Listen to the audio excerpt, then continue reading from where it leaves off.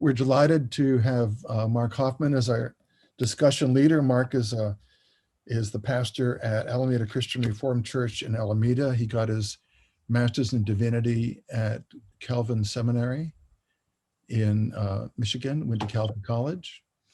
And he's a member of the board of directors of the C.S. Lewis Society of California.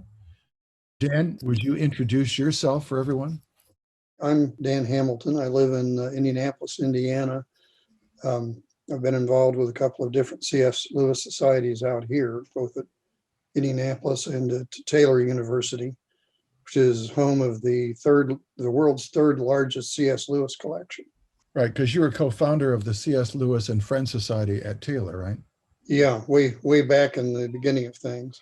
Right, okay. By the way, I think there's something like 500 or 600 C.S. Lewis societies in the world now, something like that. Yeah, we're not one of a kind. No, that's right. Which is great. And now with COVID, we've been able to participate in many that we could never get to geographically. Yeah, I think the first one was New York. And so I'll turn it over to Mark, and he'll be our leader tonight. Well, thank you, David, and welcome to everyone. We are excited to discuss tonight. As far as the format tonight goes, I've asked Dan to help open us up because of his work, even in being a part of a book published on some of the history of the publishing of C.S. Lewis's works, I believe, Dan. And I asked him if he would present a little bit tonight on the research he's done on the publishing history and details of the Pilgrim's Regress. And I want to make sure we have enough time to get to that, and if you had questions for him. So I'm going to turn it over very quickly to Dan. And Dan, thank you so much for being willing to share, I think, some really great insights into the background of this one of C.S. Lewis's earliest works. So I won't spend a lot of time. I just want to give you, Dan, the floor, and thanks again for your preparations for tonight. Tonight's featured book is Pilgrim's Regress by C.S. Lewis. Books have histories, starting with an idea in the author's mind to a printed volume in the reader's hand. Sometimes it's a rocky and convoluted path.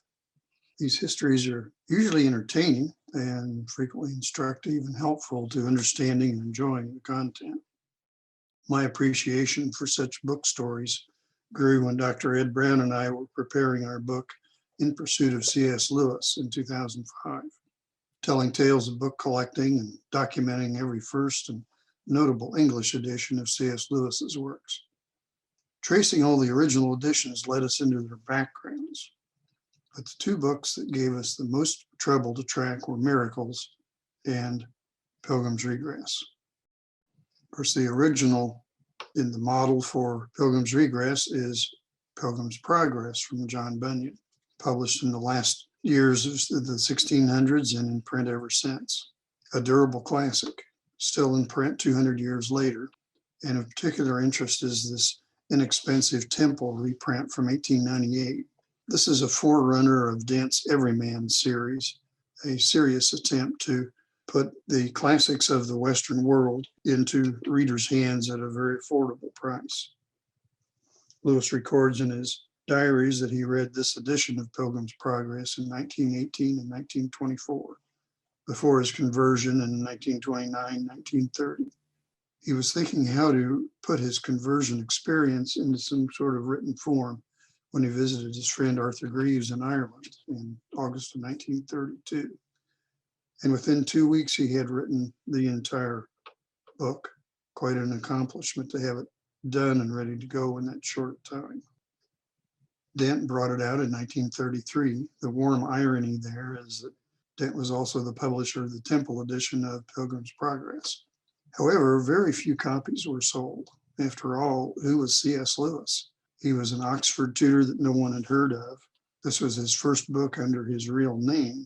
So, C.S. Lewis had no following at this point. In 1935, the book came to the edition of Sheed and Ward, the married couple of Frank Sheed and Maisie Ward, well-known Catholic publishers. Someone had read the book and come to a misunderstanding about Puritania and Mother Kirk and what those figures stood for. The conclusion was that this was a story of someone moving from Protestantism to Catholicism. It was on that basis that Sheed and Ward bought all the unsent dent remainders, added arguments at the start of each chapter to clarify the action, leaving Lewis unhappy. Had thought his book had been misunderstood, but after all, it was in print. The misunderstanding of Pilgrim's Regress as a Catholic book has continued into modern times. Here's an ad on ABE Books from 2020. Note what it says at the end here. Also his first work upon becoming a devout Catholic. Well, not so. Just over a year ago, an unpublished C.S. Lewis letter popped up on the internet, and I was able to get a transcript of it from the photos, and I realized it was about Pilgrim's Regress. His friend McCullough has asked him for a copy, and Lewis says, I only have one copy, and I'm not sure whether I should send that on. It has been blitzed. And I thought, well, that's new information. I wonder what I can find out about that. A bit of geography and history will help here. The city of London proper is a mile square just north of the Thames and roughly centered around St. Paul's Cathedral. Just one narrow angled block north of St. Paul's Cathedral is Paternoster Row. It gained its name in medieval times because the priests from St. Paul's would process down this street singing or reciting Our Father, the Lord's Prayer, or Paternoster in Latin. They would usually reach the Amen by the time they reached the end of the street, where they turned left and sang the Ave Maria. Therefore, the names Paternoster Row, Amen Corner, and Ave Maria Avenue. This area was first known for textiles, but by the end of the 1700s had become the center for publishing in England, or in London, and therefore in England and in the English Commonwealth. Booksellers lined Paternoster Row, Amen Corner, Amen Court, Warwick Lane, and Ivy Lane. Some of the publishers that are familiar to Inklings fans had their headquarters here. Trubner and Company, Hodder and Stoughton, Sheed and Ward, various incarnations of Longman, including Longmans and Green, the Oxford University Press, Sampson Low, Thomas Nelson, and Hurst and Blackett. This was the situation, whether there's pictures of Paternoster Row, you can see how crowded the streets are for 3- and 4-story buildings, many of them housing the books that had been printed but not yet moved out to bookstores and sold. There's a close-up showing Sheed and Ward at number 31. The Blitz started in September of 1940 and continued well into 1941, but one of the biggest evenings for the Blitz occurred on December 29th, overnight into December 30th of 1940, often known as the Second Great Fire of London. This is a famous photograph that shows St. Paul's surrounded by burning houses in the middle of the night. The primary target of the German bombers, the city of London itself, which was business rather than residential. It was also a bombing raid that occurred on a weekend, so there were very few people there. The German bombers came all night. They dropped thousands of incendiary bombs to set fires and came back with high explosive bombs to kill and cripple the first responders, the firemen, the nurses, the policemen. The whole area around St. Paul's was burning, and Churchill demanded St. Paul's must be saved at all costs. So much of the surrounding area was left to burn in order to save St. Paul's. There were 200 civilians and 20 firefighters killed and hundreds injured overnight. The left shows the fires raging in the night. The right shows the ruined shells of the building the next day as the fire brigade put out the smoldering embers. There is YouTube footage of the London Fire Brigade that you can look up and watch. It was a terrible night with firefighters racing everywhere, fighting broken water mains, low water pressure, even low tide in the Thames. The men fought the fires while women dispatched the firefighting crews, tried to keep track of the crews, and even drove tanker trucks full of gasoline through the streets to refuel the engines and keep the pumps going.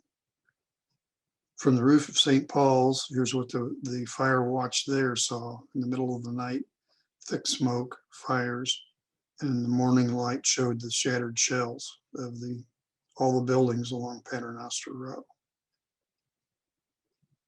The damage to property was incredible. Up to 6 million books were destroyed in this small area. Not just books, but company records, publishing history of centuries of publishing that could not be replaced. Once the rubble had been cleared, this is what was left. Here's St. Paul's in the upper right, Paternoster Row running down the middle of the picture, Amen Corner and Ave Maria Lane at the bottom. And here at the very bottom was Warwick Square and Amen House. Amen House was the London headquarters of Oxford University Press from 1908 to the 60s. It took some damage. This had been the workplace of Charles Williams from 1925 until the entire staff was evacuated to Oxford in 1939, a wise precaution as it turned out. And that was a happy event for the Inklings because from 1939 until his death in 1945, Charles Williams was free to mingle with Lewis and Tolkien and the other Inklings in Oxford. Lewis and Williams were not the only Inklings who lost something in the bombing. In an earlier bombing in November, Tolkien's Hobbit, the second printing, 1/3 of the print run was destroyed. The first edition, first printing had been put out as a small edition just to see if there was a market for it. It was well received, so the publisher was persuaded to add some color plates and make a few revisions at Tolkien's request.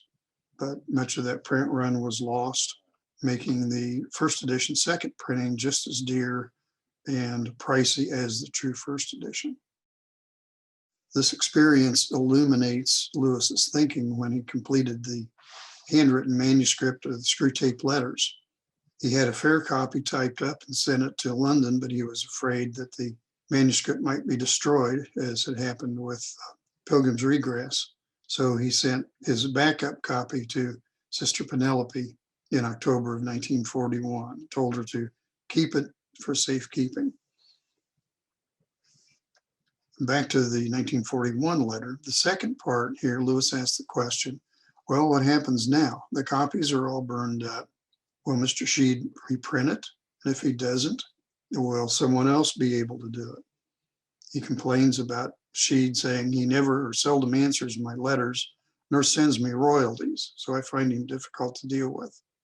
And he goes on to admit, but I doubt if the book would be useful for a forces program. It's too darned metaphysical and full of unnecessary difficulties. But by 1943, he can say, The Silent Planet and Pilgrim's Regress have also been reprinted. Now, the Pilgrim's Regress is available from Jeffrey Bless. Lewis has added a new preface for clarity and also disavowing any built-in slant towards one denomination or another. It's a preview of the stance he would take during the World War II broadcast talks and the eventual combined Mere Christianity. He has added new running headings in place of the chapter summaries. This edition sold well. After all, Lewis is a success by now. The Allegory of Love, Out of the Silent Planet, Perelandra, Screwtape Letters, and Problem of Pain have all been published, and he is well known for his wartime broadcasts. Sheed and Ward brought out a US reprint in 1944, and that's pretty much where things stood for about 15 years. And in the late 50s, Clyde Kilby befriended the Lewis brothers and started acquiring material for what would later become the Wade Center at Wheaton. Kilby was already involved with Erdman's on one of his own projects, and I surmise that he persuaded them to bring out Pilgrim's Regress in the United States, both in hardback and for the first time in paperback. It's an exact duplicate of the 1943 Bless edition, down to the little signature numbers at the bottom of each signature. I suspect that they either used the same plates or produced a photographic replica. And this, of course, was the first of many C.S. Lewis, Charles Williams, and Inkling's books from Erdman's. Erdman's later brought out the illustrated version with Michael Haig's illustrations and paintings, and just a few years ago brought out, which is a book which has become the authoritative edition for studying and understanding Pilgrim's Regress.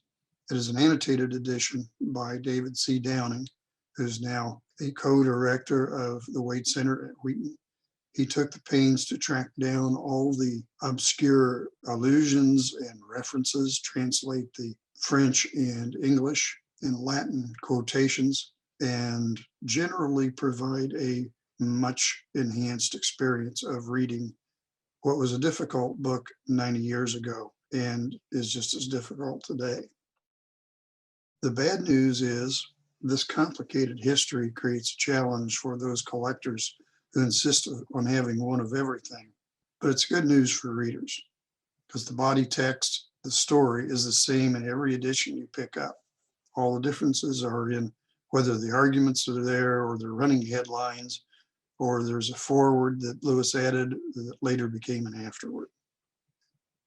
That's a brief biography of Pilgrim's Regress by C.S. Lewis. Enjoy the discussion. Well, that was really good. Yeah, so there's some background. Now you know what happened to the book and its perilous progress, as it were. So you showed two illustrated versions. Yes. So are the illustrations the same in each? Well, the first one is Michael Haig's illustrated version. I think some of the drawings in it are also in the annotated version. I think David Downing has done an outstanding job of bringing out, maybe I'm stepping on Mark's comments here. This is a tough book to figure out, not because it's intellectual, but because many of the philosophies that he's tackling here are out of fashion. We won't even recognize them without some help. And David Downing has gone through and done all that.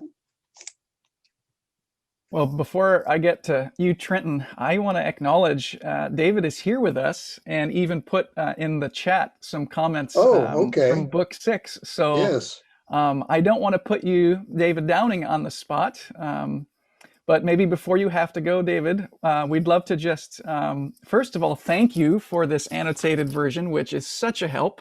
So huge plug for that. But David, maybe you can say a little bit about your history and the publishing. I will put in the chat a link to a talk you gave that Dan actually sent to me recently.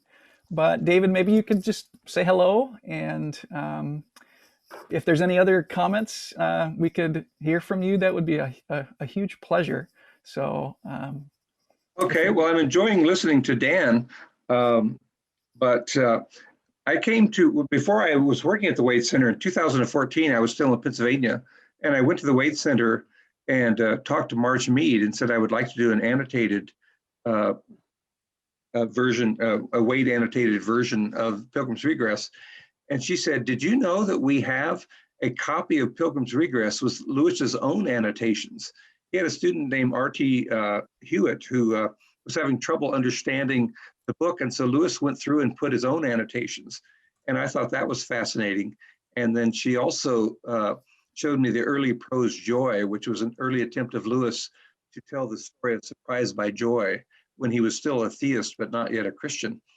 So those two sources, I thought, well, we definitely should take everyone's work, Aaron Smilda, Catherine Linskog, and other people, and put it all together in one resource. So that was the story behind Pilgrim's Regress. I really enjoyed reading it. The first time, a lot of times when I speak at conferences, people say, the only book that I never got through by Lewis was Pilgrim's Regress. So my goal was to give you enough information in the margins and in the back of the book that you could make it through Pilgrim's Regress. It's well worth the effort for those of us who can't speak fluently in Latin and Greek and French and German and a little bit of Italian. So it's definitely worth working your way through, but you do need a little bit of help. And I'm really enjoying what Dan had to say about the destruction of the copies in Paternoster Row. I didn't know that it was called Amen House because it was right there on Amen Corner in London. So I'm enjoying the presentation and learning a lot of good things myself here. Well, David, it's a privilege to have you join us, and I had hoped to get around to sending out the invitation that I assume all of you got to join us tonight. That getting a copy of the annotated version, if not for tonight, is something I strongly recommend. And so again, if that's either digital or a hard copy, it is well worth it, because it has been an ambitious task to even be willing to try to moderate tonight. And I kind of want to start out. Maybe, David, we can talk a little bit about. Could I ask David a question? Please. Sorry, So I didn't see you there. It seems like the annotated version is not currently in print. Is there any plan to bring it back into print? Oh, I didn't know it was out of print. I'm still getting royalties on it. I just bought a copy recently. Is that Well, right? I think I had to buy a used one on Amazon. How much do they regularly cost? Well, we sold them at the Wade Center for $25. So if you come to Wheaton, Illinois, we'll sell you one for $25. But I hadn't heard they were out of print. I think that's a lot less than I paid for mine. Is that right? Yes. There are, ABE Books has several hardbounds at very inflated prices. Oh, is that right? Yeah, the paperback seems to be more reasonably available. For those of you who don't know, David is the co-director of the Wade Center at Wheaton College, and his wife, Crystal, is the co-director. And we were delighted to have her speak. This was back in October on her new book, as well as the book, the edited book by Carol Vanderhoof, The Gospel of Dorothy Sayers, selections from her novels, plays, letters, and essays. Mm-hmm. So it's good to have the other half tonight. Well, thank you. And David, we enjoyed your talk back in Philadelphia, back before COVID-19. We all enjoyed a good conference there in north of Philadelphia and heard your talk on C.S. Lewis and his interest in libertarianism and freedom. That was an excellent presentation. So I enjoyed hearing that.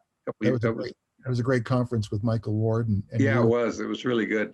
Right. I was glad to see Jim Como too there. Right. Yeah, that was an excellent excellent set of guests at that conference. So Trenton, not to put you on the spot, but didn't want to leave you hanging. You had very politely had your hand raised there. I just had a question. I've heard several times now about Pilgrim's Regress being the first book published under his name. What had he published previously and under what name? Dan, help me out, would you? Well, his first book was poetry, Spirits in Bondage, 1919. 1919, right. And then the second was Dimer, which was a long prose cycle, and help me with the date again. 1926. 1926. Right. So those were both published under the pseudonym of Clive Hamilton. Right. So they certainly before, didn't get him any public recognition as C.S. Lewis. right. Thank you. These were before his conversion and so forth. My colleague at Wheaton has a new book out called Splendor in the Dark, which is a collection of essays about Dimer. This poem that he wrote before he was a Christian. It's a complete narrative poem. He wanted to do mythopoesis like George MacDonald did. He wanted a modern poem which told a mythic story, and it gets mixed reviews. I think his ambition outran his message before he became a Christian. Once he became a Christian, he had something he was really excited to write about. He wrote Pilgrim's Regress in just a couple of weeks. He had this white heat of composition. And some people think he should have taken a few more weeks or a few more months because he apologized for its needless obscurity and its uncharitable temper. I think if he'd taken more time, he might have come up with a book that was a little bit more contemporary than the one that he wrote, but it's still a fascinating storyline, and it's so full of, Lewis's mind, his imagination and his mental imagery and his illusions. It's a very impressive work for someone in his early 30s. David, while we still have you, I'm wondering if in trying to get into the text, we might see if those who've used your annotated copy have read your editor's introduction. You lay out really nicely in there kind of the themes in Pilgrim's Regress that Lewis would develop later in his works. And I'm just gonna read that, and maybe would you be willing to comment even a little more? Sure. I don't remember exactly what I wrote, so if you could refresh my memory with a bit of summary, that would help me. Sure. Well, I'll read the list you gave us, and for those who have a copy of David's annotated version, I believe it's on in the Roman numerals, page 19, XIX in the introduction. But this is the list you gave us. So, sweet desire, very, very familiar here from the beginning of the story in Pilgrim's Regress. And then the moral within as clue to the meaning of the universe, the proper synthesis of intellect and imagination, and then lastly, the opposite dangers of excessive rationalism and excessive sensualism. So I think that's a really helpful kind of summary that can get us into kind of the map, not just the literal visual narrative map of maybe this version of Middle Earth, to use your comment from one of the maps as well. Right. Well, Middle Earth was a common term. People associated that with Tolkien, of course, but that was a common term in the Anglo-Saxon world for Midgard, the world between the heavens and whatever is below us. Yeah, I think he enjoyed maps. He loved imaginary maps, and so he really had a lot of fun drawing this map. And if you go too far north, it becomes high and dry, and you get into the T.S. Eliots of the world and this kind of arid Anglicanism and this sort of barren intellectual faith. But if you go too far south, you get into sensuality and jungles and D.H. Lawrence and kind of a worship of sex.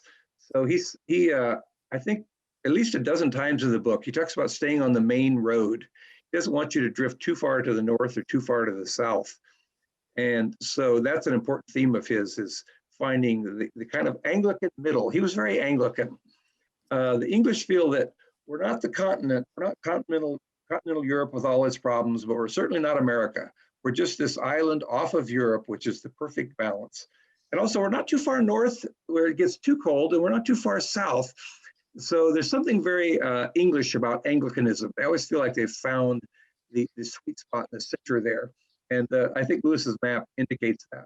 He did say that Satan can attack from either side. He could attack from the barren intellectualism of the north, or the excessive worship of sensuality from the south.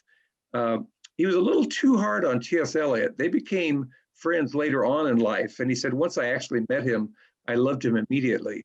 He associated Eliot with the wasteland and love song of J. Alfred Prufrock. He called the wasteland the wastebasket. And it's too bad that he didn't realize that Eliot was evolving. When he said, I'm an Anglican and a royalist and a Tory, he really meant it. Eliot was really evolving and becoming much more sympathetic to Christianity and open to Christianity. And he ended up becoming an usher and a deacon in his church there in London. Walter Hooper tells the story that one time a number of children lined up after church to meet T.S. Eliot, and they said, "We just love the Narnia Chronicles." So Eliot himself was mistaken for C.S. Lewis. I think his image of Eliot and Mr. Neo-Angular and all that sort of thing in this book is somewhat uncharitable. I think Lewis realized later that there really was a kindred spirit there, even though they came to Christianity from opposite points. You already mentioned Sehnsucht. Of course, that's the whole journey, is the idea of following that vision of the island. We just saw a glimpse of this woman on an island in Pilgrim's Regress, which will be developed much further in Perelandra. We'll see perfection itself. with the unfallen Eden on a different planet. And also the idea of regress. Through the entire story, he wanders through, he meets all the modernists, he meets the Marxists, he comes to the chasm, which is unpassable, the Peccatum Adi, the sin of Adam. And once he gets there, he realizes he has to go all the way back and survey all the territory with a spiritual lens rather than looking at it just through intellectual and social trends. So all of those themes of regress, of seeking sin-sooked, and of being careful to stay on the main road and not go too far north and too far south, they're very characteristic. We're going to find those throughout the rest of Lewis's writings for the next 40 years after Pilgrim's Regress.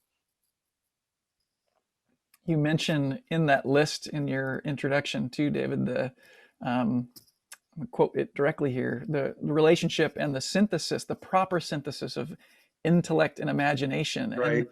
And I wonder why do you think he chose Pilgrim's Progress instead of other options to capture something about imagination or even allegory? I'd put you on the spot. As you know, he and Tolkien had very different views of allegory. Tolkien didn't like allegory. He thought it was coercing the reader into reading it in a certain way. He said, I don't mind applicability, but I don't want allegory. In Pilgrim's Progress, if you say the giant's name is despair, we know exactly what we're supposed to think of the giant. Lewis was more open to allegory than Tolkien was. Tolkien wanted a creation which was a sub-creation. We're doing honor to our creator by creating an imaginary world, which isn't dependent upon or referring to our primary creation that we live in. And Tolkien actually went through and took out allusions to tobacco, because that was a New World plant. In Middle Earth, they wouldn't have tobacco. At one point, he used the adjective Lilliputian, and he realized, well, that comes from Jonathan Swift. I can't have Lilliput mentioned. So he was very careful to take out allusions to our world. Whereas Lewis felt that it was really an interpenetration of the imaginary world and our real world. And he didn't mind allusions. In Narnia, he doesn't mind saying, this might remind you of some men taking a lunch break, drinking tea out of 10 cups. Tolkien would never make that kind of allusion to our world. He didn't want to break the fourth wall of fiction. Lewis liked allegory. He was unusual for his time, because in modernism, allegory was too specific. They liked indefinability, they liked indeterminacy. It's the idea that X means Y struck them as very mechanical and almost intellectually coercive. But he wrote a classic book called The Allegory of Love, which some critics like Michael Ward has said should be called The Love of Allegory. That he was fascinated by the Romance of the Rose and Pilgrim's Progress and Piers Plowman and all these allegorical works. Lewis said ultimately all language is allegorical because a word refers to a thing which is beyond that sound or that word on the page. So I think in a way he was trying to rehabilitate allegory by writing this in the form of Pilgrim's Progress. He also said it was a dream, and he loved dream visions from the Middle Ages. And it also gave him a chance to skewer individuals. He wanted you, he had a lot of resentment toward the modernists. He felt like they'd stolen high culture and taken it off in a direction that most people couldn't appreciate. So he wanted to specifically skewer Freud and Ezra Pound and T.S. Eliot and D.H. Lawrence. And I think allegory gave him a much more supple tool for satirical writing than it would have been if he'd written something like Tolkien. So I think he never really, even in The Lion, Witch, and the Wardrobe, it's not allegorical, but it's very clearly a supposal in which the lion is supposed to remind us of the sacrifice of Christ on the cross. So he was much more open to the idea that this image in the text is supposed to lead you to this idea or this motif outside the text. He and Tolkien had kind of a lively disagreement about the nature of symbolism and allegory in writing.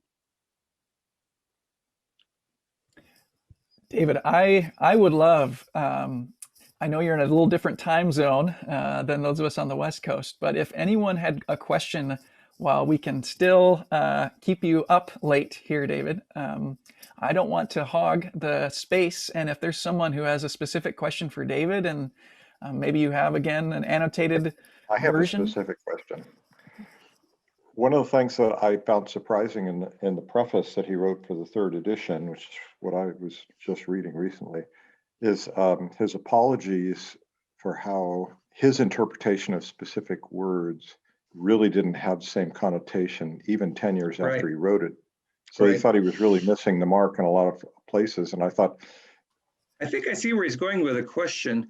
One of the things that was really valuable for me in doing research from Lewis's own annotations, when it talked about the humanist and their rejection of romanticism, he identified Irving Babbitt specifically, who was an American professor who was very anti-romantic. He was very, and he wrote a very acerbic book putting down Wordsworth and Keats and all the people that Lewis loved.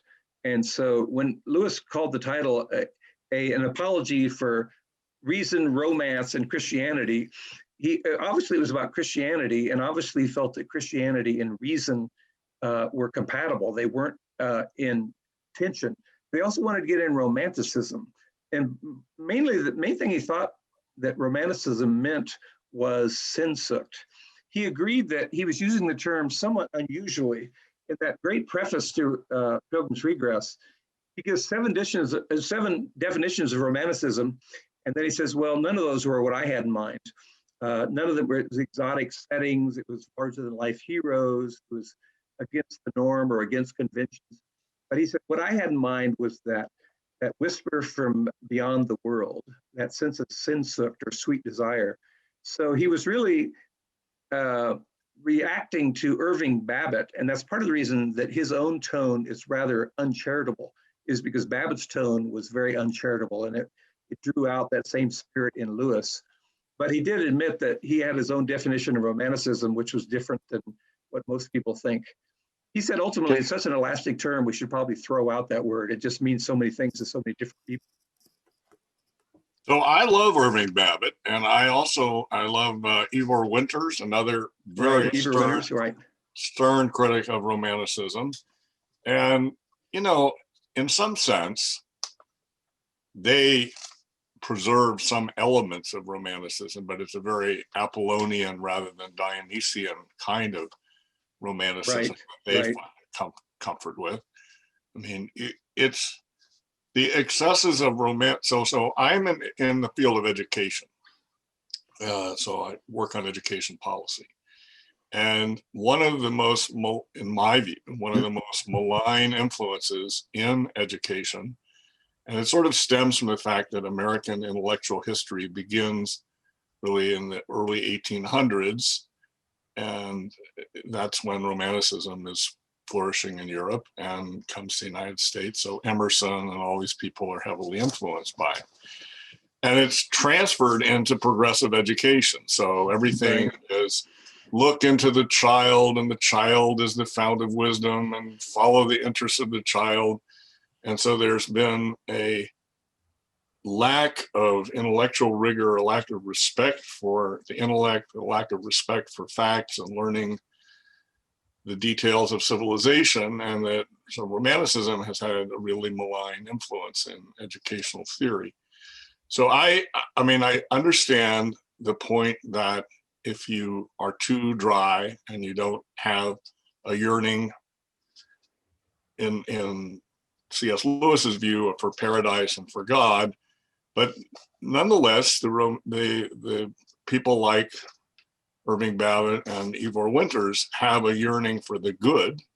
They appreciate the Aristotelian and Platonic view that man is seeking to find the good, find the ideal. Now, of course, Lewis makes great criticisms of idealism and the synchronistic nature of it and all this sort of thing. But I think he's awfully harsh on Irving Babbitt, who was making, I think, a corrective that was kind of due in American intellectual milieu of the time. Yeah, I see your point. Babbitt's main target was Jean-Jacques Rousseau. His idea that human nature is not fallen and it's inherently good. Exactly. And of course, Rousseau was a huge influence on progressive education because of the Emile and all this stuff. It's I just have to say, in my own field, I share the critics of romanticisms. While not saying, you want to have vivacity, you want to have excitement, you want to have adventure, you want to have plots that engage the emotion. I mean, the true understanding, it seems to me, of humanism and of Aristotelian aesthetics and all this is you're engaging both the intellect and the emotion. Right, and that's, right. of course, intellect and the imagination that Lewis wants us to jointly have. So, Right. Everybody characterizes, especially their near neighbor, right? I mean, Right. that's intellectual polemic, is you exaggerate the differences you have with your near neighbor. Well, it also shows the difficulty with an elastic term like romanticism. Yes. Because Babbitt is attacking Rousseau, Right. and then Lewis feels like he's attacking Wordsworth, and so you well, he is kind of attacking Keats and Wordsworth. And another figure who's a prime critic of romanticism is M.H. Abrams, the historian of art and culture. And so I think these people have a lot of merit. I realize I'm speaking from my own perspective as someone who sees how the education field has been so led astray by this idea, the student is going to reach within himself and find everything. Right. And it's just, instead of buckling down and learning what has to be learned. Well, there's a good book called The Intellectuals by Paul Johnson, where he talks about all these influential intellects. And it's a great smear work. It is. But he points out that Rousseau never raised any of his own children. Right, he left them at a foundling house. Right? Exactly, yeah. So it's easy for him to romanticize the little children when he didn't actually have to raise any of them. Yeah. Yeah. So in my field, E.D. Hirsch Jr., Don Hirsch, has written a number of things on this, and he's of course a specialist in English literature and poetry. Right. But his book, The Schools We Need and Why We Don't Have Them, goes quite extensively into the problem of romanticism. I'm taking up a lot of time here. I want to step back. But I agree with you. E.D. Hirsch would very much parallel Abolition of Man in terms of what needs to happen in the school. Yes, exactly. So, yeah, I think you're right. I think there's a school of thought there that Lewis would very much identify with. Well, Lewis was a critic of progressive education. That's right, what he was at in Abolition of Man. Right. David, I never really got to. If somebody could say some things about Lewis's uncomfortableness with industrialization. Maybe I'm using this too broadly. In other words, maybe it's some aspect, which we find this in Tolkien too. But the metal being wrapped around things, the machinery, it's treated rather adversely. Right. And, I'm sure he used automobiles without any compunction. So, well, if you guys don't mind, I think if we get to the city of Claptrap in the plot, I think that's, Bill, where Lewis makes pretty clear, even in the plot, the dangers of a kind of mechanism and love of things that are industrious or industrial comes out. Okay, well, let's reach that at the moment we need to reach it. I do want to give Charles, because was it you earlier, Charles, who got cut off and you wanted to finish?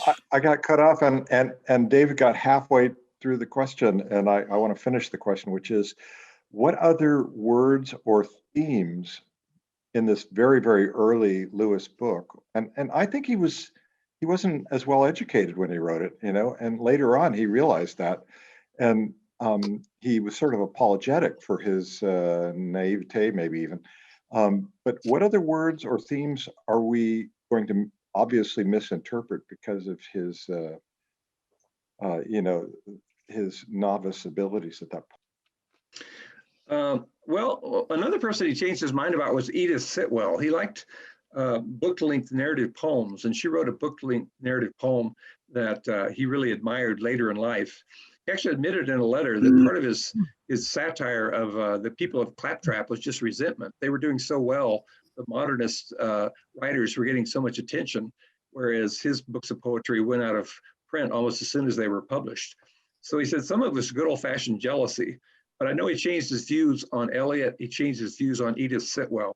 who gets made fun of. Who's the woman who gets her feelings hurt when they make fun of her poetry? What's the name of that character? Victoriana. Yeah, Victoriana.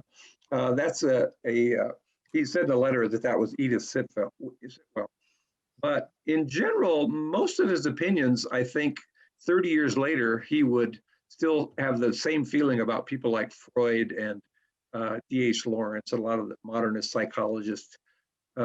He did say to a woman in the 50s, by then he really learned how to write for a popular audience rather than a specialized audience. And she said, I loved Mere Christianity, I loved miracles, I tried Pilgrim's Regress, I can't make any sense of it. And he said, well, I'm not surprised you got fogged in Pilgrim's Regress. When I wrote that, it was for a very small intellectual elite in Oxford and Cambridge, and I wasn't thinking of trying to reach a popular audience. And he said, now I've learned how to make my ideas more accessible to a much broader audience. So he admitted that it was very arcane and somewhat elitist when he wrote it. That was the only world he knew in the early 30s. It took him a while to, especially doing the broadcast talks, you really had to think of how do you reach very broad audiences rather than just your fellow educated audiences at Oxford and Cambridge. When he spent a summer when the war first started in 1940, going around and speaking to RAF personnel. And he discovered he was way over their heads. And he had to, in the middle of a speech, he would readjust what he was talking about because he would tell he was losing his audience. At one point, he'd actually talked about Pauline soteriology, and he saw people looking at their watches and kind of looking around the room. If they'd had iPhones back then, they all have been reading their emails or looking at Twitter. And right in the middle of his talk, he said, I believe that you will find prostitutes and pawnbrokers closer to the throne of God in heaven than you will find many people who go to church every week. And he literally reinvented the talk right in the middle of it because he could realize he wasn't meeting that audience. And so he had to learn by actually getting in front of large audiences how people thought, how they used words. He discovered that when you use the word creature, they thought he meant animal, like all creatures great and small. And he discovered they had very little sense of sin. They thought it was all bad psychology or bad background. People didn't feel a sense of responsibility for their own bad choices. So he really learned in the crucible of actual speaking situations how to meet a broader audience, and he applied those insights to the books that he wrote the rest of his life after Pilgrim's Regress. David, that is, I think, incredibly helpful, even as a way of engaging in conversation about the book. If even during our conversations, as we'll continue tonight, please don't hesitate to ask for clarification, even while we are digging in. And I must say, David, your work in bringing those notes, I forget the name of the student that he wrote them to in his Hewitt, copy. yeah, his name was R.T. Hewitt. He basically gave him the book and said, I don't understand this. And Lewis went and wrote in various pages, although some of them are hilarious because he writes of a Keats quotation. He says, you got that one, didn't you? And of course, we don't get the phrase. So I had to piggyback on Lewis's annotation and give my own annotation because most of us don't know the letters of John Keats by heart. So it's sometimes even his annotations are a little over our heads. I'll show, for those of you who haven't seen it, you won't be able to read, but the text here in the margins that David's created will bold Lewis's comments to his student, and then you'll give an explanation of that comment underneath. It's incredibly helpful, David. It's such a gift and a resource. So we're thrilled to not only have you tonight, but to be able to benefit from it. And great, thank you. I didn't mean to hijack the conversation. I was just going to drop in and listen to what you all were talking about. So I'd like to turn things back over to Dan here and let him continue his presentation. Well, David, please stay if you're able. We don't, again, want to keep you, but thank you for, again, all of the fruitfulness of this labor of yours and others.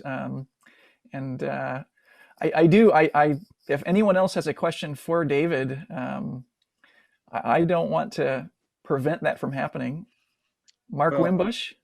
Can I ask one brief question? Do any of these different publications of the book include a map that Lewis might have drawn for it?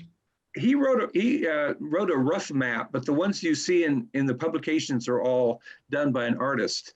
So I don't think we have an example of the rough map that he drew originally, as far as I know. If I could share for a moment with everyone, is this? Right, that is the one that's based on his rough map that he drew. And you can tell he's having a lot of fun naming things. And quite a bit of my annotations, I'm just trying to explain what all those words mean. But that is based on a rough map that he drew, but that's been improved upon quite a bit. He loved imaginary maps, and he loved drawing maps and looking at maps. Even if you read through his books, a lot of his characters, I believe, are taken from his study of maps. Narnia is actually an ancient village in Rome, in Italy, about 2 hours from Rome, up in the mountains. Bardia is a character in Till We Have Faces, is a city that was very crucial in World War II in the fight between the Germans and the British to control North Africa. And Pevensey is a town where William the Conqueror landed when he first came over and decided to throw out the Anglo-Saxons. So I believe a lot of Lewis's names are based upon his study of maps and his love of maps. And you'll have a lot of fun trying to figure out what all these districts and areas mean in his map of the world there. And I think most of them I gave you an annotation to give you some help with the Latin or with the British slang. Thank you. Dan, you don't know, Dan Hamilton, I don't know if the RLK in the bottom right corner gives us, any publication history clues, but do you know? As far as I know, that map is the end papers in every hardbound edition, at least up through the Erdmans. So in the Dowling edition that the annotated one, it's on page XXI, Roman numeral 12, it says that one in the back that you have there on the screen is Lewis's original in a list of illustrations. I think it's a cleaned up version. I think that was his general ideas, but they had to clean up the penmanship and the writing. So I think that's an artist's representation of what he originally drew up. And the one on page 3 is a even better, but more true to the text and less true to his original sketch. Well, some of the ones in his map, he never even gets to. Yes, these are both, I think the one on page, the first one you see, I think was drawn by Michael Haig, who did the illustrations for that edition. Whereas the earlier one that we saw a minute ago goes all the way back to the very first editions of Pilgrim's Regress, as Dan just said. So there's two different maps, one by Michael Haig and one is by an artist in the original first edition and picked up by Sheed Ward. I think Dan said something about whether or not the headlines were added by Lewis or someone else. I believe they were added by Lewis because a lot of the turns or phrases are very Lewisian. When he meets Mr. Enlightenment, what's the fellow he meets right after he leaves the town? In the headline, he says he's an example of 19th century rationalism, where he discovers that, don't worry about this belief, none of this is true, that can all be explained away.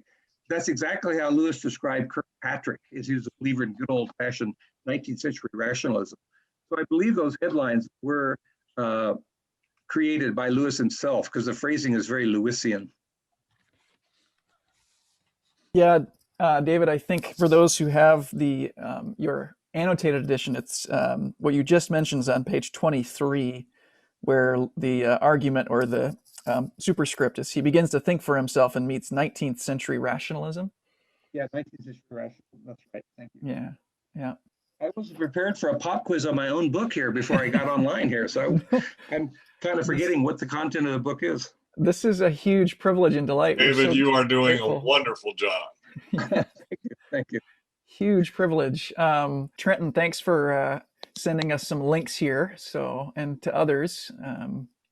I have to brag, I have a signed copy of my maternal grandfather. He put his signature on the inside front cover of a 70s Erdman's print here that I had to track down. So this was my first copy of the book to read. And I was, like many who've attempted Pilgrim's Regress, could not make my way through it. And it has been a huge help, David, to be able to have the annotated version. And so And Dan just sent me a link this week to a lecture you've done recently on it. I can't recall if I did put that in the chat, so you may have to scroll up. I did.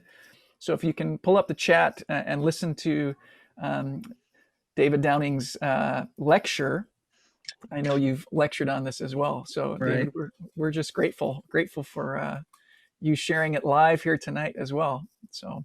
Yeah, well, I'm glad you all are still talking about it and ruminating on it, because it is a little daunting at first, but if you stay with it and track down the illusions, you find out it's a very rich book, and it's also a great snapshot of where he was spiritually early in his career.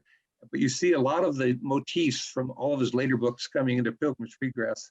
So it's really interesting to see his development as a writer and a thinker and as a spiritual pilgrim himself. Well, David, I'm not sure that, well, I'll speak for me. Any others can raise their hand. I probably wouldn't have ventured into a book discussion on Pilgrim's Regress without the annotated version, because I don't have the philosophical background. I'm an electrical engineer.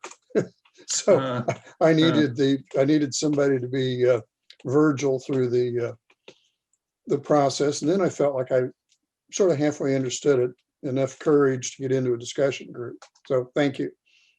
Well, I felt the same way going into it. There was a lot of things. It was one of my greatest learning curves, was reading about all his illusions, things like Irving Babbitt and Rousseau. I learned a lot of that just by trying to do the background for Pilgrim's Regress. So it was a very educational experience. Often the person who writes the book learns more than anyone who reads the book, I think. It's amazing how many things you can learn just by asking questions, Yeah, and then going and finding the answers. That's right. I'm curious also about his view of Rabelais, because it seems as if, and I'm following your notes to some extent, David, at his first reference to Rabelais and the Abbey, he's kind of disdainful and treating it as a form of sensual excess. Right. And in the second allusion, the sense is that the people in the Abbey are bound by honor and certain conventions that bound their use of do as you will, so that it's not so wild and excessive. And did I just misunderstand this, or is this two different perspectives, or what? How, can you just clarify this if you could a little bit? Well, he liked Rabelais in general as a writer, except for his coarseness. He thought he was rather too vulgar. But it was really that idea of do what you will that bothered him. The idea, it's almost antinomianism. There is no law, just follow your own pleasures. And in some ways, once again, that reflects on Rousseau. But I believe he liked Rousseau in general, but he picked out that idea that there is no law, do what you will. And he considered that to be ultimately nihilistic. You accidentally said Rousseau when you meant Rabelais that last time. Oh, well, actually, I was going to say Rousseau shared that idea that really go with your feelings, raise children according to their impulses. So I think I'm saying that part of what Rabelais is satirizing is the kind of thing that Rousseau said sincerely. So Lewis liked Rabelais as a writer, but he certainly didn't like that idea of do what you will and there is no. As you know from Abolition of Man, he felt there's a Tao, or there are moral principles built into the fabric of the universe. Natural law. Exactly, natural law. And if you ignore those at your own peril, or if you pick out one law like love of kindred or love of nation and try to make that your whole morality, you're going to do so in a way that's going to distort all the other moral principles that are equally important. So I think he was actually taking a concept from Rabelais and showing that it's had really deadly consequences if you followed too far down that road. I'm surprised he didn't do more with Nietzsche in this book. I think one of his obvious targets for modernism would have been Nietzsche. And he talks about Nietzsche here and there, but I would have put Nietzsche front and center in Pilgrim's Regress if I were writing this book in Lewis's early 30s. Certainly Nietzsche is misused in our time intellectually as well. The whole perspectivist aspect of postmodernism is a huge drag on intellectual progress. So. Well, the only quote that my students know about Nietzsche is, that which does not kill me makes me stronger. So he's actually gotten onto T-shirts in gym rooms and exercise rooms. So you know that you've become a public intellectual when your quotations are used on T-shirts in gyms and exercise rooms. I think that's when you've made it. That's a good point. Yeah, beware becoming a T-shirt in the future if you've had an intellectual following. Yeah, that's right. That's Che right. Guevara on the front of T-shirts, you name it. The ironies are abounding. Yeah, that's true. That's true. Yeah. I've been offered several T-shirt deals, and I turned them down just for that reason. I didn't want to become an empty meme on someone's clothing, you know. But some of C.S. Lewis can go on T-shirts. Some of it is pithy and epigrammatic. Oh, definitely, definitely. If you go to Westminster Abbey, they have this famous quote about I believe in Christianity as I believe in the sun. That's right there, etched in stone in Westminster Abbey. So that's a very pithy quotation. If I get an offer from Westminster Abbey, I will take them up on that. It's only the apparel. It's only the apparel line that's where I'm drawing a line there. S-O-N or S-U-N? I think the S-U-N, Bob. Oh yeah, I believe in Christianity as I believe in the sun. Not only do I see it, but by it, I see everything else. Yeah, that's a famous quotation of his, I think from Mere Christianity. But it's, as I say, it's if you go to the Poets' Corner in Westminster Abbey, they've got that quotation right there in stone. So my friend Andrew puts me on the spot, everyone. As I've been, as I mentioned earlier, trying to, like many pilgrims, find my way through Pilgrim's Regress. I've admitted it became almost a devotional practice, not in place of Holy Scripture, but as a way to try to be disciplined in sequentially going through the book and seeing, the Lewis's own approach to try to examine, you might even say heretical or contemporary lines of thought and to recognize them for their strengths or weaknesses. So I hope there's even that element in our discussion tonight. We have an hour remaining tonight, and I want to, again, assure some of you, if you're going to stay, I know some of you may need to go, that we'll try to be efficient. I think we're going to stick to the north side of the road, although it dips south briefly. We're going to try to get through book 6 out of 10, and we're going to discuss, I'll make page allusions to David's annotated copy. So if you are using that, I'll do my best to keep us on the literal same page. But if you have questions, they don't have to stick to, my dictational charting the course here. So again, throw them in the chat if we're having a discussion. But I'd love to jump into book 1 here shortly, if there aren't any other questions. So to at least get us somewhat down the road west, beginning with this main character of John, who our narrator sees.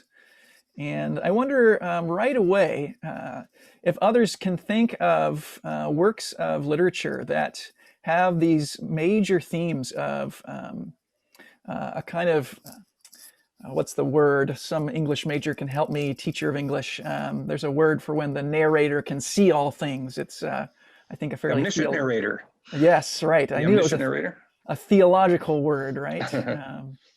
And there's something to that, although there's a warning that also comes from our author about the I don't say the danger, but the preventing readers from treating it too autobiographical. Right away in the very first section of book 1 and chapter 1, we have the young John who learns through discipline that there are these rules. And even as a young boy, whether his mother or the cook explaining to him why not to pick flowers or to kill a bird, he encounters this language of who the landlord is. And I wonder, not only from other works of fiction or nonfiction, where do you think Lewis why do you think Lewis chooses this strategy of not only the omniscient narrator, but to have his main character seen as if in a dream? I just kind of want to open it up. Why and how does that relate to why he begins this first book called entitled Data? What is Lewis trying to create? What's the setting here? I saw it as the law with no gospel. I missed who it was, but if there's anything more, we'd love to hear. I think that's a great way to summarize. Any other follow-up comment? That was Trenton. Oh, thanks, Trenton. Tell us what that means. What is law with no gospel? There's a list of rules, and you've got to keep the rules, or else you're done for. Mm-hmm. There's no grace. Mm-hmm. And where do these rules come from as young John listens and begins this journey? I would say it was probably Lewis's perception of the church as a child. Mm-hmm. Yeah, who do his parents take him to go see and talk to? Anyone else? You can keep going, Trenton, or someone else can jump in. The steward. The steward, Eric, yeah. Or Anna, you were raising your hand, Anna? Bill tells me that my point is we're just a little bit past it. And I'm candid about, I have not had time to read the book, but in listening to your discussion about the dream and the sort of the way that he referenced it, it reminded me of the famous Ottoman, Osman, who founded the Ottoman Empire. It was based on a dream that he had. So I think this man obviously was a brilliant scholar, and he probably knew about the basis of things like that. Mm-hmm.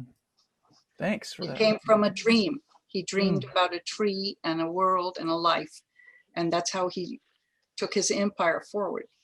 Well, the Bunyan's Pilgrim Progress has the convention of a dream. So I think he's also following that, and it allows more freely to think of the dream of the island paradise, since that's a goal and a yearning. It fits kind of more in a dreamy kind of setting than just somebody in a workaday fictional realistic setting. And Lewis used the dream transition in many of his other works too. Great Divorce. I'm trying to think of others, David Thoreau. Well, even going through the wardrobe, I mean, that and so forth. There's many examples of that. One of Lewis's earliest books was called Rehabilitations, and he liked to rehabilitate things that he thought were out of fashion or outmoded for the wrong reasons. Preface to Paradise Lost is saying, this is a wonderful book. This should not be set aside, as someone like T.S. Eliot said. Not only is this book allegory, but it's also a dream vision. As you say, Great Divorce is a dream story. Sometimes when I teach Great Divorce, it says right on the title page, a dream. And at the end of the book, my students will say, that was so cool. And it turned out the whole thing was a dream. And I say, yeah, it was also cool on the title page when it explained that it was a dream. He's, in some ways, he's not only rehabilitating allegory, he's rehabilitating the dream vision. It was a very common medieval trope. A lot of the most famous medieval works are given to us as if they were a dream vision. And he also, it was inspired by MacDonald's work. Right. Uses a dream and so on. Right. Leo, did you have something? Yeah, what's the meaning of I went to look back, there's rules on the card. This is not, it's not the dream, you mentioned the card, but the rules there's rules on the front and rules on the back. And it says that some of the ones in the back were like the rules in the front, but most of them were just the opposite. I don't know what that means, if that's like the Old Testament and the New Testament. I'll let anyone jump in who wants. I've got an idea, but I'll open it up. That's great. It seems almost more Jesuitical there than Old versus New Testament. People looking for kind of saying, let's find a way to get around the rules there. We won't take them so seriously. Kind of evading them, but keeping the form, but evading them. I think it's more like the very legalistic and heavily rule societies often had contradictory rules. Right. Yeah, he says something about some of the rules were things you'd never even heard of and wouldn't think of doing. and others were things that he would do every single day. So how can you possibly keep the law when it goes from everyday behavior to exotic behavior you've never heard of? I think he is trying to convey that idea of the oppressiveness of legalism. And of course, you find out the steward himself doesn't actually believe in these things. He kind of gives him a wink, wink, and a nudge, nudge, saying, don't worry about all this. So even the steward himself doesn't seem to believe in all these laws that he's giving to young John. We meet him later on in the story, and we find out that he's a liberal and a demythologizer. So he's going through the motions of teaching young people, but he doesn't even believe half of what he's teaching to John in those early chapters. And one of the initial things in that first section sure. that struck me is that there's no God. Nobody has a God. And they not only don't have a God, the steward and the landlord, they don't know, nobody knows who these people really are. Nobody really knows them. They know about them, but they don't know them. And I thought that's kind of a reflection of pre-Reformation society. It was like God is out there and unattainable, and we can't really know him, and so forth. That I felt kind of like, gee, I'm in pre-Reformation society here. Thanks for that comment, Charles. Yeah. I wonder if I might jump in, everybody. There seems to be also this image that Lewis really plays with it when it comes to a mask, right? And this goes in not only literature but in religious thought, to the interaction between kind of the broader world of play. So you think of the mask related to in early Western tradition, the Greek and subsequent Western form of how a person puts on a persona, right? This language for mask. And the steward here is always kind of taking his mask on and off when trying to say the thing he, quote unquote, is supposed to say, and then what maybe his true self then says, and it gives John this great confusion. And so going back to Leo, what you were saying, well, what is it about the rules and why do they seem to contradict? Is Lewis saying the rules themselves have the problem, or is it those who are trying to explain them to young John? David Downing, maybe you had something else I saw you wanted to contribute. Well, there's also, it's very Irish, the idea of the absentee landlord.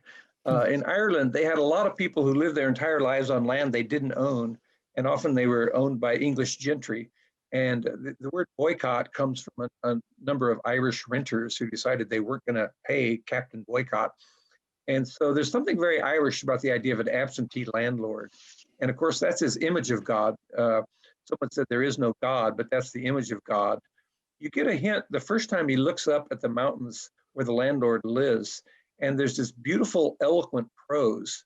And Lewis loved the idea of heaven as these foothills and mountains. We see that in The Last Battle. We see that at the end of The Great Divorce. We see it even in this story. It's something about, he didn't think of the heavenly city as being a New Jerusalem. He thought of these beautiful foothills. Even at the end of Letters to Malcolm, chiefly on prayer, he's thinking of heaven as this outdoor setting where you hear the birds singing and you look up at the beautiful mountains. So I think there's a little clue early on when he looks up at the landlord's country, and he has this tremendous feeling of exaltation and beauty. And that's a hint that the landlord is not at all what he thinks he is.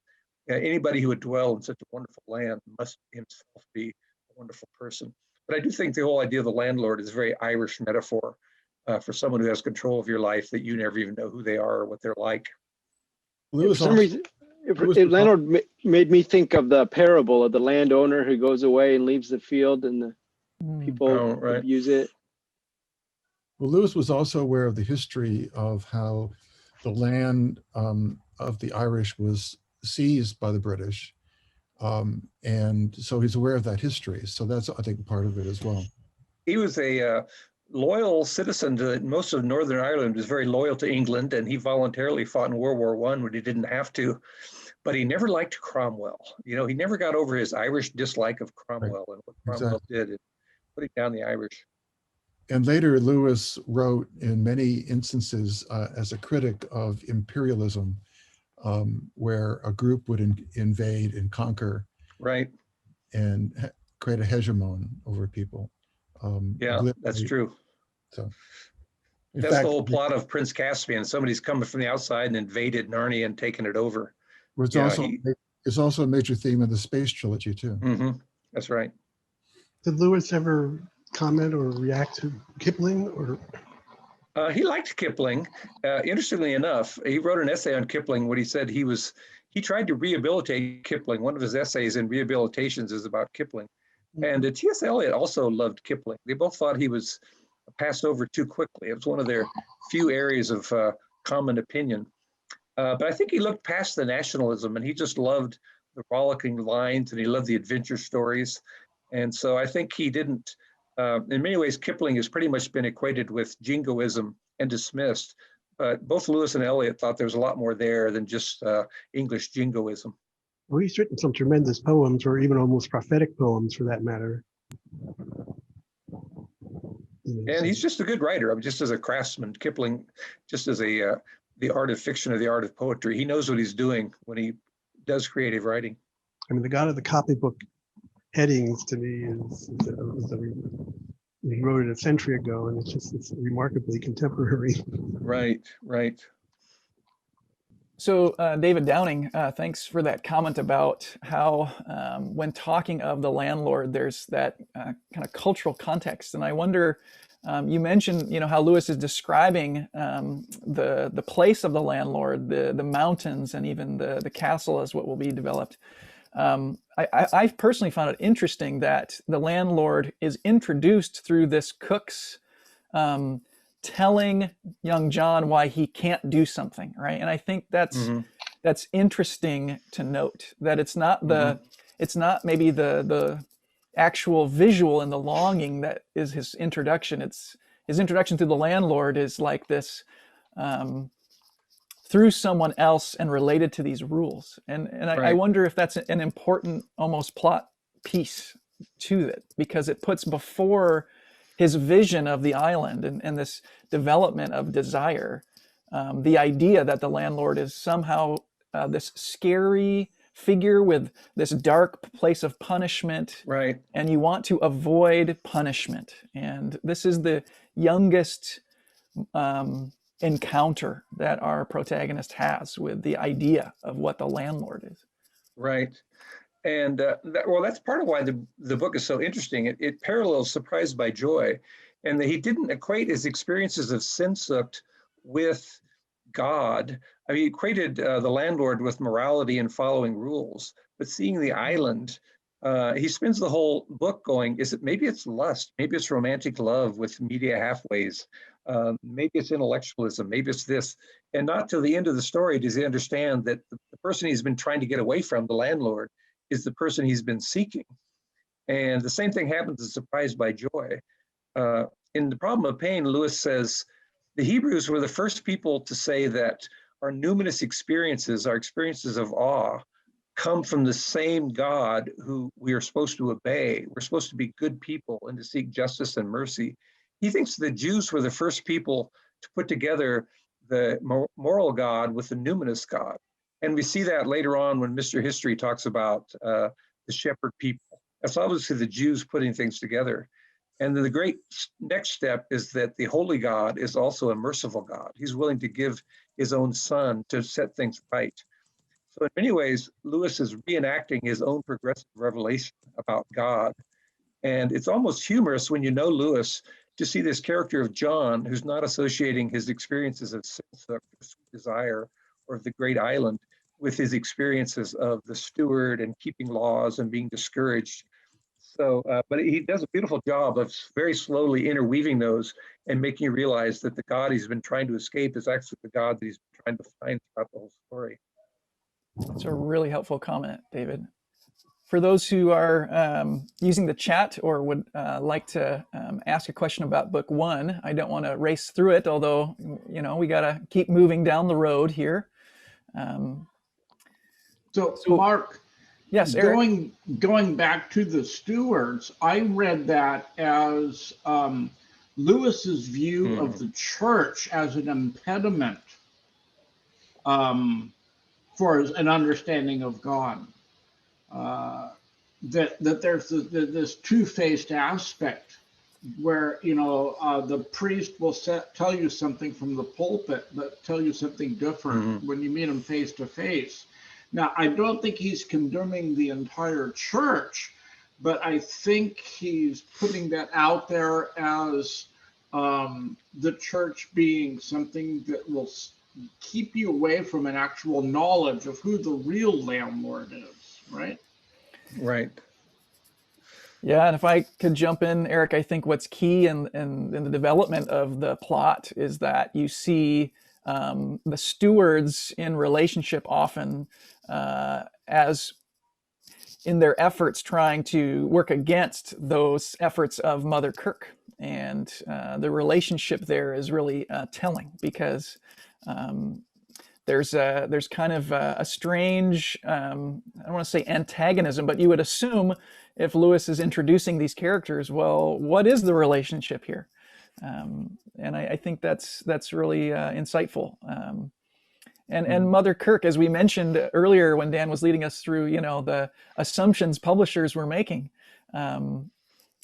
Before we get to book 6, Mother Kirk, when introduced, has almost this kind of, for John and his traveling companion Virtue, this desire to truly be a help, even though she presents in almost this weak and feeble state when they encounter this very important geography on the map, this chasm. And I think that's telling, in juxtaposition to Lewis meeting the steward at the very beginning. Oh, excuse me, John meeting the steward at the beginning, and the role of Mother Kirk in the whole story. So, anybody else want to chime in on that? I'm going to zoom us right to book 2, if not. Well, I think we can't leave book 1 without talking about, or at least mentioning, that Lewis introduces the brown girls. Correct. Because that is something which I hadn't, we've done before and I didn't, but this time it just really hit me over the head how often throughout the dialogues, particularly in the northern chapters there, that how often that everyone keeps referring to brown girls and everything turning into brown girls, or something to be avoided with brown girls, or right. Thank you, Bob. It seems to be something that's shared beyond just Lewis thing. It seems to be a common thing, and I think so I think we have to mention, I think that has to be that's another thing that Lewis introduces there. Right. So in book 1 and 2, there's within these numbered, I guess you would say, chapters, there's a sequence that repeats itself of 3 biblical allusions, right? Beginning with Leah for Rachel, then Ichabod, and then in Latin, the phrase, he is not here. Right? Yeah, Quinqueteris, who do you seek? He's not here. Right. And why is Lewis repeating this? And what is that? In book 1, it has to do with John's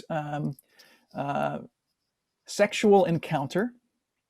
And it has in book 2, who wants to fill in the blank for me? Why is this repeated? And what does this have to do with the role of the brown girls and the meaning of that?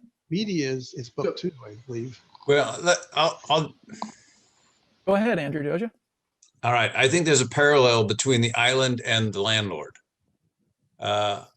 Most of the meets misrepresent the landlord, and all of his experiences are a misrepresentation of the island that he desires. Mm-hmm. So it is a theme that is going to continue through Lewis's works until the end. He says explicitly in Mere Christianity, if you sense that there is something that you desire that would be satisfying and you cannot find it on this earth, then that is a sign that it is not on this earth, but it is the next life. And so he talks about that in the intro of his preface to the 3rd edition, where he talks and says, I, who have rejected long ago the illusion that the desired object was in the past. He says the desired object is in the future. So he's seen the island. It is the joy that stirs in his soul. He knows he'll not be satisfied until it gets to the joy, and he will not be satisfied till it gets to the island. And this story is him regressing to all the things that are distraction from the island, just the various plays that Earth offers as alternatives. That's my guess. I appreciate how you put that, Andrew. Yeah, what vanishes, right? So in these biblical allusions, you have first a story of deception. Jacob, assuming he's working for Uncle Laban to receive Rachel as his bride, but instead has to work 7 more years because he's given Leah. And then Ichabod, this Hebrew word for glory, being not present or removed, because in these moments of the rapture of love or the fulfillment of sexual desire, there is almost this tragedy, this consequence of what he thinks he's been looking for not being there. And then kind of that allusion to Jesus' resurrection when the disciples come and the angel says, he's not here. It's kind of the awakening to that realization that on page 20, if those of you really want to look, we see John thinking he hears a voice saying, come. And is this realization just his own kind of intellectual stepping up, or is there also I don't want to just interpersonal, I want to say it's like a non-personal force. Who is speaking to John when he hears this voice? What is drawing him along down this path? So, Mark? Eric, hang on for 10 seconds, Eric, if you would. Okay. My comment in the chat to Mark was a little tongue-in-cheek. And the reason I wrote that, here's just a tiny bit of backdrop, and that is Mark and I chatted last year, and he says, I'm reading the Pilgrim's Regress as a devotional. And so I went through it as a devotional too. But the thing that made it something worthwhile as a devotional is that it occurred to me that it was about finding the island. And if I looked at all these things as a distraction, it would remind me to have my true devotion to the one who would set me free if I found the island or pursued the island. So I just wanted to offer that. I think you can turn this into a spiritual devotional type of book, and it gives it more flesh and vitality, I think, that way. I'm sorry, Eric, go ahead. I just wanted to point out, I find it rather ironic that Lewis is dismissive of Pound as being elitist. Why? Because he has his poetry is so dense, you have to pick out all these different things and try to put them together, and you have to speak Sanskrit, and you have to know all this. Right. It's the same in this book. I mean, it's the same elitism.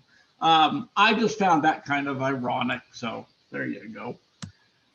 I was also reflecting, just thinking that there's a lot of eros, that's talked about or talked about, but there's like and there are couplings of male and female that are referred to in terms of children at times in relationships, but there's like almost no examples I can think of actually a couple or any kind of reasonable married couple that John encounters there. It's like, maybe someone can point it out there, but I can't really find. Well, Savage has a wife, right? They both appear. I mean, there are people who maybe have who've had children, but I don't see married couple or a married couple or any kind of thing along any kind of healthy relationship like that showing up in the book.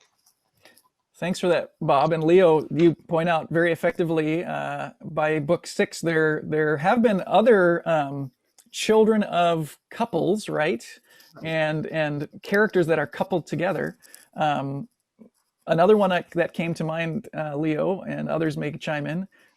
Mother Kirk says she is also connected maritally. There's allusions discussed, but you don't actually see the two people together. That's what I'm saying. I mean, obviously there's couplings and children, and we're always talking about, and people become relatives to each other. But I'm not seeing the actual image of a man and a woman married couple. They're sort of interacting or behaving together. That John sees them together there. It's all these relationships, all these sexual relationships producing. David Downing, I'd love for you to chime in here.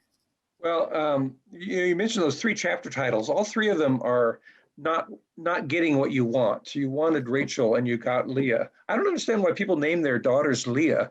If you read the Bible, you say, really? You want to name your daughter after the plain one that he got stuck with? That's a different question. The Empty Tomb, Ichabod, The Glorious Departed, they all have to do with you thought you found it, but you didn't find it. You didn't get what you wanted.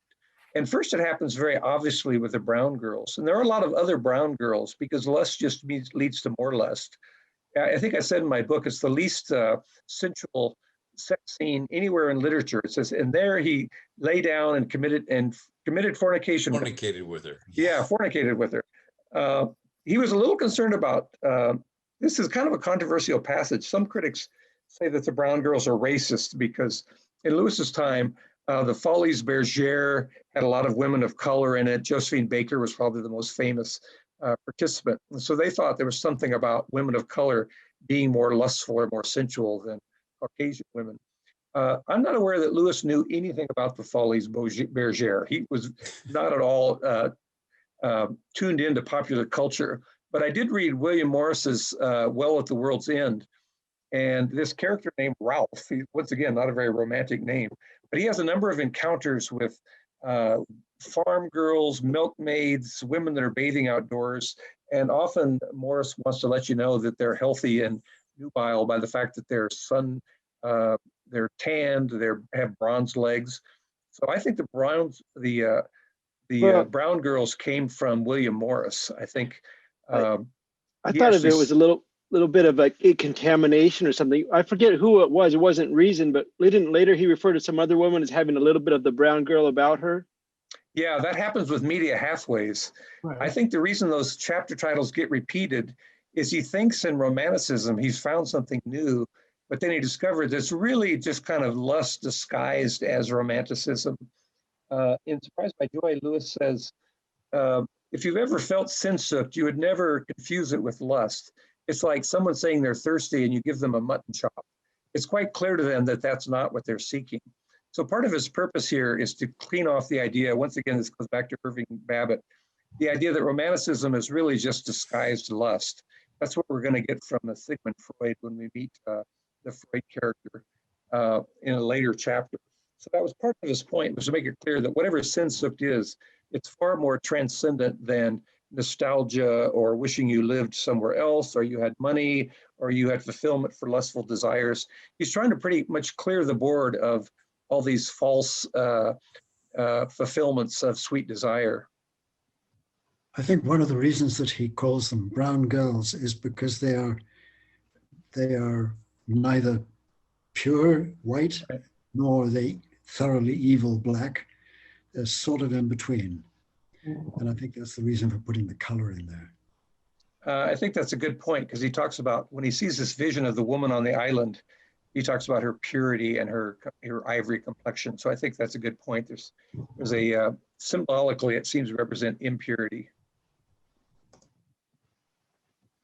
I think it is important to point out that in contemporary discussions of colorism and the meaning and language behind the way in which colors are used symbolically, that it's worth noting the conversations. You can go online and read many articles in terms of Lewis's more popular critics. You know, Philip Pullman on this topic and others, I think, in his own writings uses kind of that easy reduction of Lewis's time to argue, you know, why he and others are a danger. But it's important to contextualize also the era Lewis is writing in, but also the way in which there is clearly an intended meaning behind, as Mark, your comment alluded to, the moral connotations here. And so it's layered in such a way it may not always provide, you know, in our context, easy conversational pathways. But I think there's an important way in which we can, and especially I appreciated, David, in the side comments, because you do allude to it later in other chapters, as it comes up a lot in these first few books, where right. Yeah, the language is in one way problematic, and yet given that context, we can see what Lewis's intention is. So. I'm just going to say that Jesus was probably somewhat swarthy, and St. Augustine definitely was, since he was a Berber and looked like Muammar Gaddafi, probably. Right, it's true. I was going to say, someone at a conference said, well, why is it that Lewis's villains are always so dark? And I said, well, in Narnia, the main villain we meet is the White Witch. Yeah. And the person said, yeah, but she's a woman. So they didn't score any points on skin color, but they brought in gender then. I think they have their indictment in their pocket and they're just looking what to write on it. I thought it was such a great line when the brown girl says, "You fool! Did you think I was barren?" You know, it's like did you think that there'd be no result of your lustful actions? Right. And then her brother calls her Brownie because he thinks she's just disguised lust. So she's having this big romantic overtures for John, and then her brother comes interrupting and says, "Oh, what are you doing? What are you up to, Brownie?" Clearly relegating her to just a disguised form of lust in that scene. It's an attack on the Girl Scouts, let's face it. And I think, like a lot of times in modern discussions, you know, Bill, as you're working education, this idea of books of a certain era being, you know, problematic according to, you know, more recent standards, and you get in all, you know, the whole discussion about banned books, and you go down that road. You know, Lewis, I think, seemed aware enough of those dynamics and seems to be intentionally not subscribing to some of those contours of even that time, you know, even after the war. There's clearly a different intention with his use of, you know, the description of characters here. So anyway, that's just... The guy is very cosmopolitan and not really ethnocentric. Yeah. I think that's so right. I would like to say one thing sociologically, the era that Lewis grew up in, women did not go to tanning parlors, okay? if you were a refined woman, you wanted your skin to be as pale as possible. So Lewis using the term brown girls may just indicate that they're working class. Right, they're not the refined upper strata. I mean, there's a lot of stuff that can be read in there, and I think, yeah, like, you know, South Pacific Native Islanders and stuff like that is, but also when he runs into media, she's white, right? Until her brother says, oh, by the way, she's actually a brown girl, and once you get underneath her skin. So I think there's a certain kind of class thing going on there too. I don't know about class, since it seems to be mostly pastoral kind of imagery here. I mean, these people, we're not having factories and I'm going to use proletariat there. We're having these kind of almost like country shepherds kind of more image kind of I'm going to use moderator's privilege here, recognizing a couple of things, both the gender and ethnicity of a lot of us who are commenting. Leave it to the token millennial in the crowd, but if anybody else did want to chime in, I want to have us get a little bit further tonight. We might not make it all the way to book 6, but if there's anyone else who wanted to make a comment, Bob, you brought it up, but I'd love to give others a chance here. So I wanted to say in Jane Austen, in Pride and Prejudice, they make fun of the protagonist because she has tan skin. She's been outdoors all summer, and they treat that as a negative. That's a blemish that she doesn't have lily white skin. That's right. Also, if I had to pick out one prejudice of Lewis's, which I think was most obvious, it would be against Americans. In his letters, when he mentions an American, it's usually negative. So if he had a prejudice, I would say it would probably be a stereotype of Americans that he didn't get over until after World War II. I just reading a line today in one of his letters where he says, I love Nathaniel Hawthorne. His writings are so sensitive and so insightful. Too bad he's a beastly American. And so I thought it was kind of funny that his overt prejudices tend to be toward Americans more than having to do with gender or color or class. There's a theory I heard that the Song of Solomon, one of the object of affection by the writer is a woman with dark skin, and one of the theories was not that she traveled from Africa, but that she was common and worked out in the field, and that's why she was tanned. Yeah. So the idea that Eric shared is potentially has been around for 3 millennium. Maybe I had a more simplistic thinking on this, and that was just that because the first encounter with the brown girls went south, for the entire rest of the book, John always uses them as the emblem of where you don't want to go. Something that won't satisfy your desire, something that's just negative. And I just thought that's as far as it goes. I didn't look at it as being anything much deeper than that. Yeah. Now you said went south. I had a colleague who was at a conference, and they said that some critic, which they greatly admired, was their North Star. And someone raised their hand and said, well, that's very northocentric, because in the Southern Hemisphere, we don't see the North Star. So be careful when you say going south. You might offend someone out there in the audience. On that, as we move on, most of the travel north in this first half of the book you see John getting into even greater dangers and problems. And I think that's, lends itself to his kind of wisdom in laying out, okay, if turning south from the road is the challenge of you might say, sensuality, going north, he gets into many more dangers, imprisonment, and all sorts of other travails. So in book 2, I guess there's this set of characters that John encounters that not only come from a certain family that's meant to represent, in some ways, not only in the name of the place, thrill, but what Lewis described as the realism and cynicism of the 20s in the 20th century. As Gus, that brother you mentioned, David Downing, shows up and has a fancy car and with all of its gears, which looked like, I think the comment was snakes. Very fascinating commentary on kind of modernism there.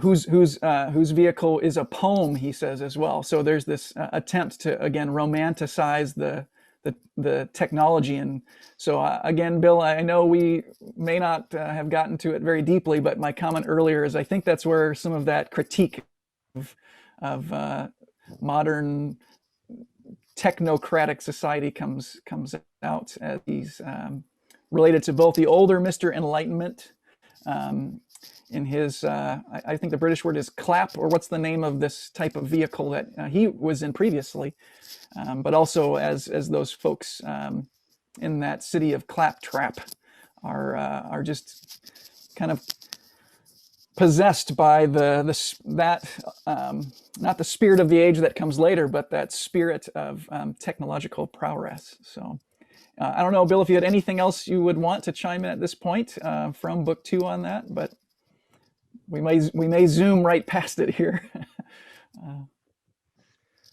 Both Lewis and Tolkien romanticized their life before their mother died. Lewis's mother died at 9, and Tolkien lost his mother when he was 12.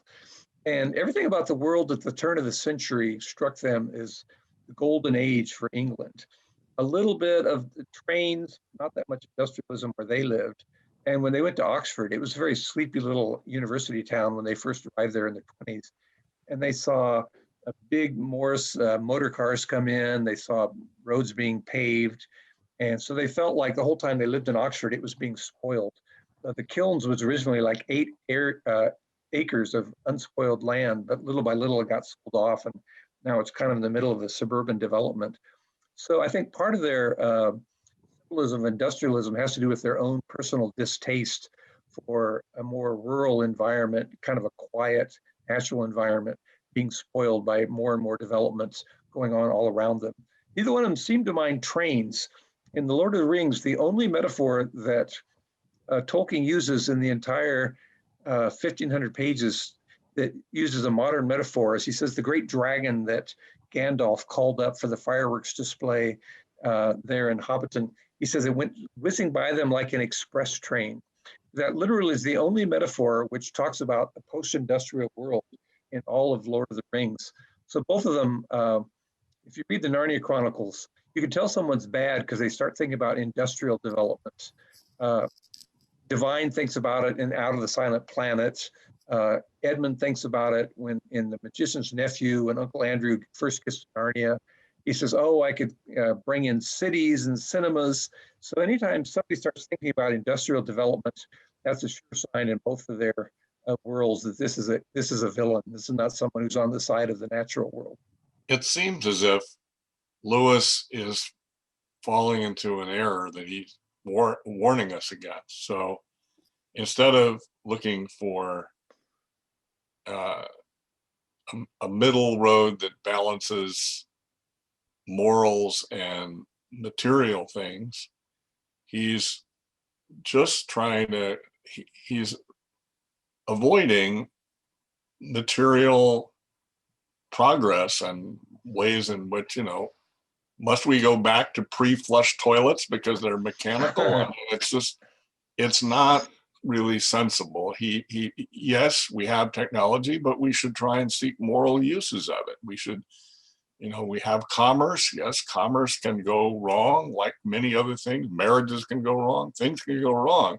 You don't give up things unless they're intrinsically wrong. And I think he's wrong to portray industry and mechanical devices as intrinsically wrong. They just have to have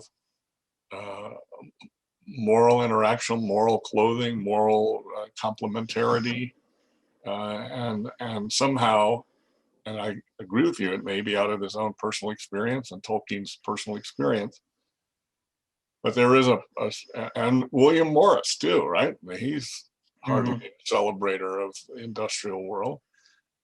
So I think they're just missing something there. That's a genre. As a genre, fantasy does tend to be pre-industrial or non-industrial. You know, just. But there's a difference between pre-industrial and anti-industrial. Yes. Yeah, I think the problem was both Tolkien and Lewis were medievalists. I mean, their field was medieval and Renaissance literature, and they, in that mindset, were looking at the modern world and seeing the horrors of war and totalitarianism and materialism and so on and so forth. And I think they weren't able to separate the two, as Bill is saying. But I do think, even if you love the Middle Ages, you don't say, oh, we can't have iron because that's forged by mechanical means. You have to go back to bronze or stones. Right, but I think what their point is that they're saying that the medieval mind was superior to the modern mind because it did not discard, it kept what he called the discarded image of an ordered world and a meaningful world and meaningful existence. But I do think that they didn't, I don't think they did understand the nature of technology and progress, but I understand. And that you can put purpose, yes, and morality into commerce and into mechanics and into industry. Right. So they saw the idea of being a progressive, of developing modern means of mass murder, and to them right.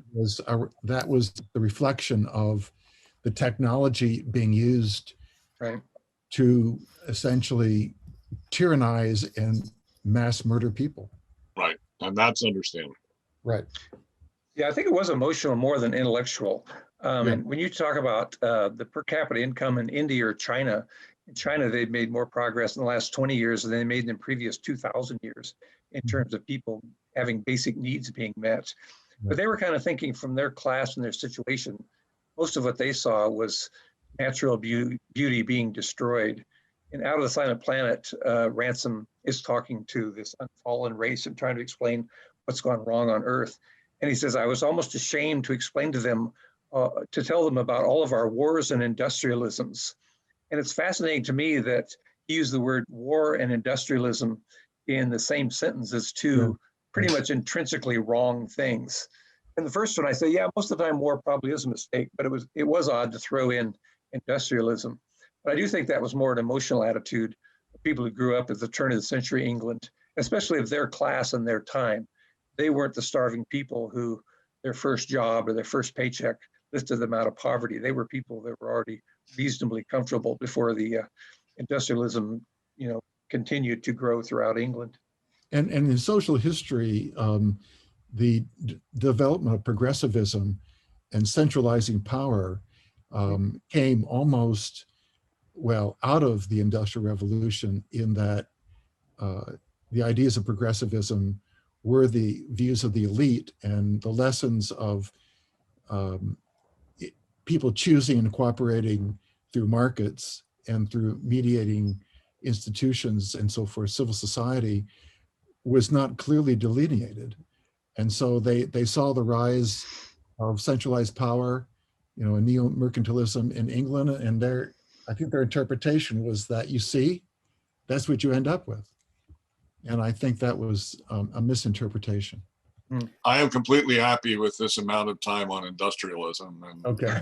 please feel free to go on to additional topics. Well, I'll take this as a segue to plug our reading of Lewis's third book in the space trilogy, That Hideous Strength, later this year, because I think it even more details some of his concerns there. And so maybe, Bill, you'll join us for that discussion. I love that trilogy.